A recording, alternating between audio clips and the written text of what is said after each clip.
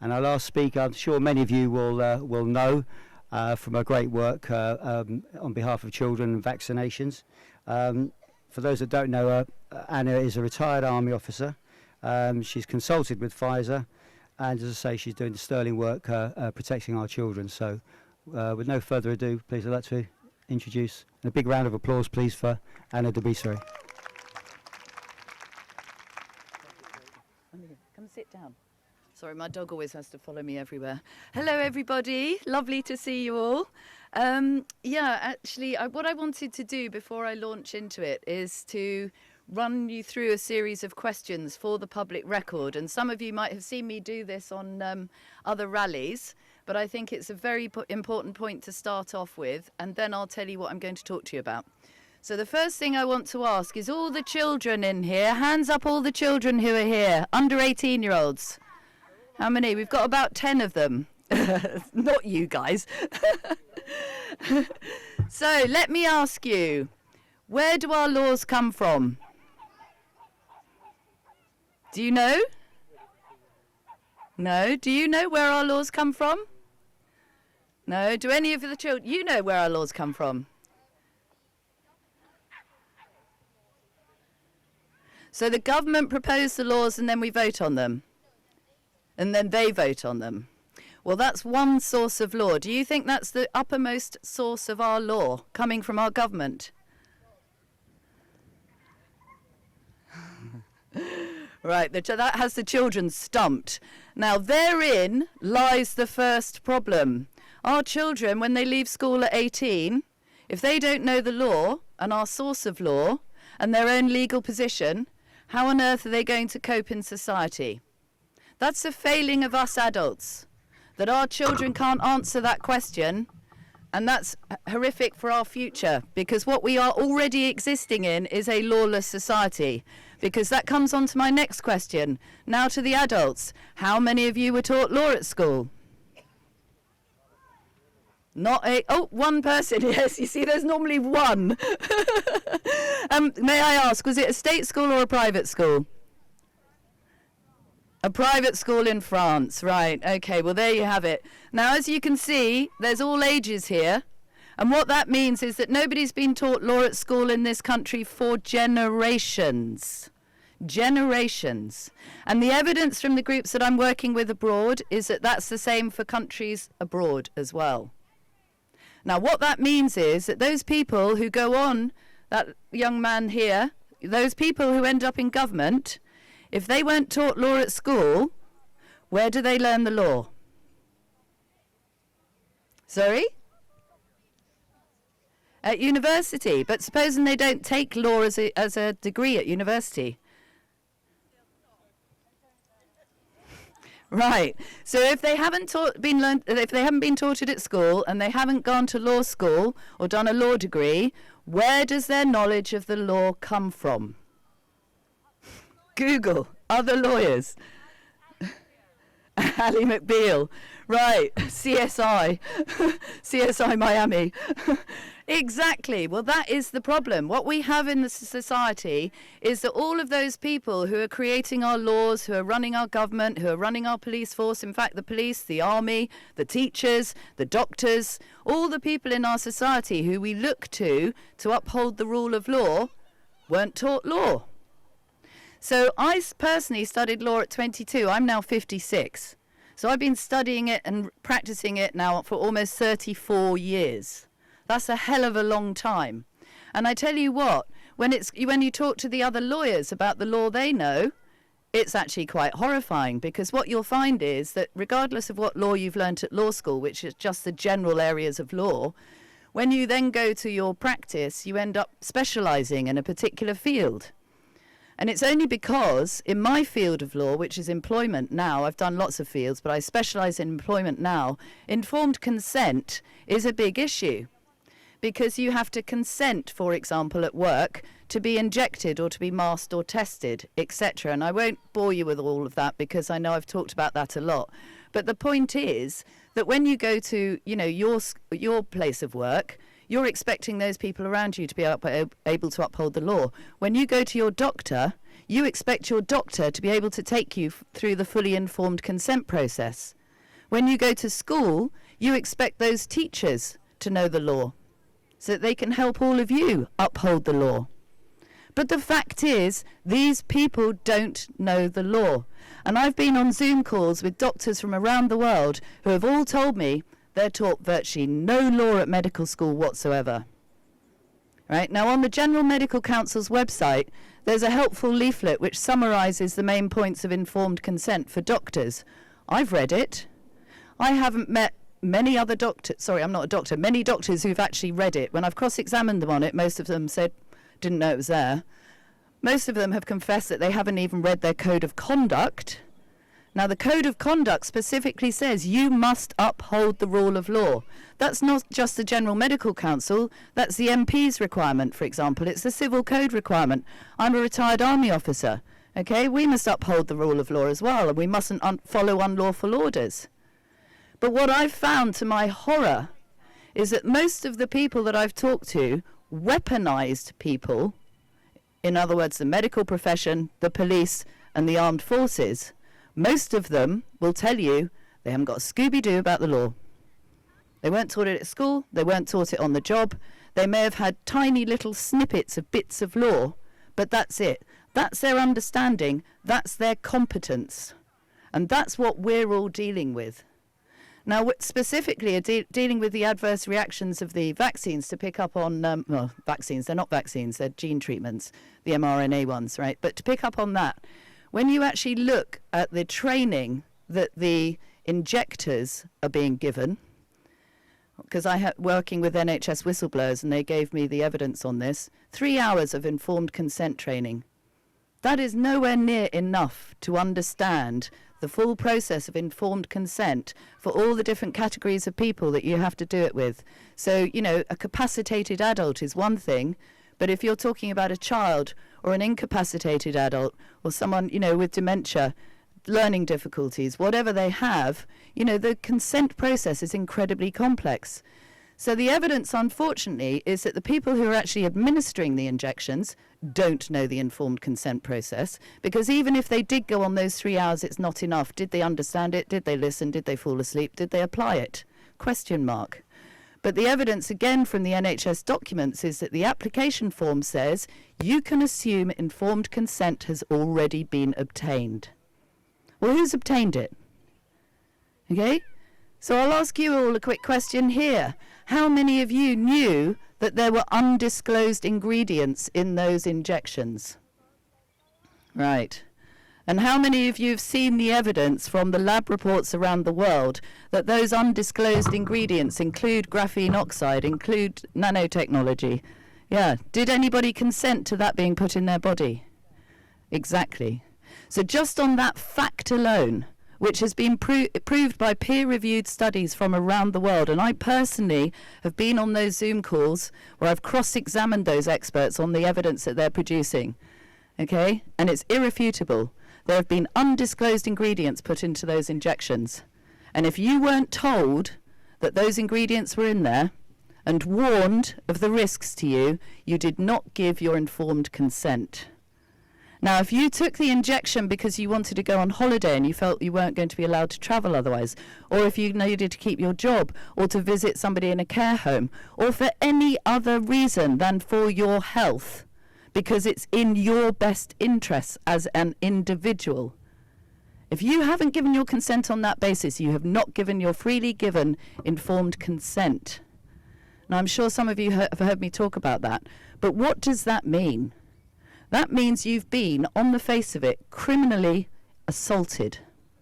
You've suffered bodily infliction, okay? If you suffer harm from that, albeit mild, serious bodily harm or even death, if you didn't give your consent to be experimented on with those undisclosed ingredients, that is a crime.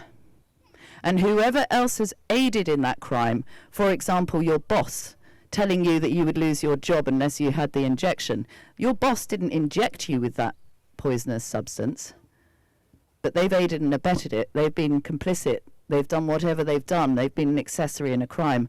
But this is criminal. Now, going back to the law, so I can explain this to you, because what I want to explain to you, first of all, is that your legal position in relation to that, the current situation, and then what we can all do about it. But going back to the children, our law comes from God. That's where our law comes from. We are created beings, and in this jurisdiction, we have upheld God's laws for at least 2,000 years on record. Okay, so this is not a matter of my opinion about God. This is our constitutional and our legal position. Now, God's laws very clearly state, and I know some of them off by heart, but to my shame, not all of them, and I want to get the wording exactly right. Okay, but in the Old Testament, Exodus 20, verse 13, thou shalt not kill. Now, I assume all of you know that. Deuteronomy 5:17, thou shalt not kill. So that's the Old Testament, and there's loads more in the Old Testament. New Testament, Matthew chapter 5, verse 21. Ye have heard that it was said by them of old time. So I've just told you Exodus, right? First book of the Bible. So, sorry, Genesis. Genesis is the first book of the Bible. Thou shalt not kill, and whoever shall kill shall be in danger of judgment. Matthew 19:18, Jesus said, thou shalt do no murder. Now, the point about that is that for years, nobody needed any laws written down by governments or by kings about the fact that you don't go around killing each other. But the problem arose over time that, of course, there are multiple ways to kill each other. And, of course, you might not actually end up killing someone. You might just end up maiming them. And so, yes, the common law, the law of our land, the law that's arisen amongst people, that's been in our jurisdiction for 2 millennia on record, our common law deals with all the different ways that we can hurt each other, which might end up killing each other, okay? And it was only latterly, 1861, that we had the Offences Against the Person Act, which sets out all the different ways that you can hurt each other. Section 20 is inflicting bodily harm. Now, when you stick a needle in someone's arm, or when you stick a mask on them, or when you stick something up their nose, or if you lock them in their house or conduct a terror campaign on them, you are prima facie inflicting harm, because it's psychiatric and bodily harm, because we are sovereign over our own body and we have bodily and psychiatric integrity. So anybody who breaches either our psychiatric or bodily integrity without our fully informed consent, freely given, has criminally assaulted you. Right? Now, they must be held liable for what they're doing. I'll answer the question first, and then I'll tell you what we need to do about it. Sorry, well, of course, I think I have seen this, as you all know, but I didn't read anything, obviously, but I did book my appointment online, so maybe there was like small kind of letters saying you are giving Informed consent. consent, so No. The way it works is that whoever is giving you that injection must take you through a full clinical risk assessment on your own medical history, because you are a unique individual and they don't know how you personally are going to react to all those ingredients in the injection. Take the Pfizer injection. The disclosed ingredients are 11 different ingredients. And what the Pfizer information leaflet says is that you must be allergy tested for each one of those ingredients, all 11 of them. How many people have been allergy tested for any of the ingredients? Right? And it also, given that you're meant to be allergy tested, you would then have to have the results back and then referred to a clinical assessment to check the results to see whether or not it was going to harm you. Now, the fact is that nobody's been taken through these informed consent processes properly. That's the evidence. I challenge anyone to prove to me that they have taken someone through the informed consent process properly, because, as I say, we've undisclosed ingredients. But as I also say, the staff administering them have been told that informed consent has already been obtained. So if you had to do your own risk assessment, where you had to inform yourself about the risks to you, you weren't taken through an individual clinical risk assessment. And if you're employed, that's a statutory legal requirement. Under Regulation 3 of the Management of Health and Safety at Work regulations, your company must take you through an individual risk assessment. It's not a global one, it's not a company-wide one, because you're all different. Okay? So what that means is what's going on, not just in terms of the injections and the coronavirus measures, but as Neil said, you know, we've got this WHO treaty on the horizon. We've got all of these laws that are being passed. And where is the informed consent freely given to these measures? Now, the way that it works is if the government or whoever's coming in with all of these policies and procedures and laws tells you what they're doing and you don't say anything, that's implied consent. And that's how they're operating most of the time. They're just assuming that everyone's happy to be vaccinated, injected and masked because nobody's complaining apparently, except we have been, right? But that's the way it works. Unless they know that every single person in this country, 68 million of us, aren't happy, they're just going to crack on. So we've got to now get very, very organised because the evidence is, unfortunately, and I'm sorry to say this, people, but I can't not say it, the evidence from around the world, from the military, from the doctors, the scientists, the lawyers, is that these various measures that have been used against us are weapons. This is warfare. And these are unlawful weapons that breach the weapons conventions. And if you like at some other point, which because I don't feel it's appropriate with children here, I'm happy to come down and do a workshop with you on that. But I personally, again, have taken the evidence from bioweapons experts around the world, and they've confirmed on the evidence these are bioweapons. So those are prohibited, clearly. Who has declared war on whom? That's a question we're all asking ourselves, because if you say to most people, are we at war, they'll say yes. Those people who just think it's Ukraine and Russia will talk about that. We're at war, we have been for years. And the analysis from the military group is that we didn't finish the war. Second World War never finished. We held a few people accountable via the Nuremberg trials, but they all just carried on. And they've just had 70, 80 more years to perfect their eugenics program. And despite all the laws and the weapons conventions, they've found different ways to get past all of these because the law is always often slightly behind, right? So the fact is, war has been, on us for the last 2 years. If nothing else, if you don't accept, for example, that these measures are weapons, soldiers I'm working with who have been in Afghanistan and those places will tell you one of the first things that put a red flag up for them was the terror campaign. Because conducting a terror campaign is a prohibited act of unlawful warfare, but obviously we soldiers are trained in warfare and to know when it's unlawful and when it isn't. But a terror campaign is an unlawful act of warfare. So is starving your citizens. So is economic pillage. Okay, so is giving medical treatment without consent or conducting medical experiments on the population. These are all prohibited acts of unlawful warfare, and they breach the Geneva Conventions and other warfare conventions. Now, what I find shocking about that is that every single military person I've spoken to, and I'm dealing with, retired lieutenant colonels, for example, and they won't mind me saying this because they've all been very honest. When I've said to them, have you read the warfare conventions? No. Have you read JSP 383, which is the Joint Services Manual, which summarises the warfare conventions? No. What about the Values and Standards Manual of the British Army that specifically says you must not follow unlawful orders, such as subjecting soldiers to medical treatment without their consent? No. I've asked all the lawyers, have you read the warfare conventions? No. What is the point? What is the point of lawyers writing all of these, these laws for it not to be taught at school, for the professionals who it governs, they don't even bother reading them? No wonder we're in this mess. The Nuremberg trials were held to stop this from ever happening again. The Nuremberg Code was supposed to stop this ever happening again. And yet I'm still hearing arguments around the world that the Nuremberg Code doesn't apply.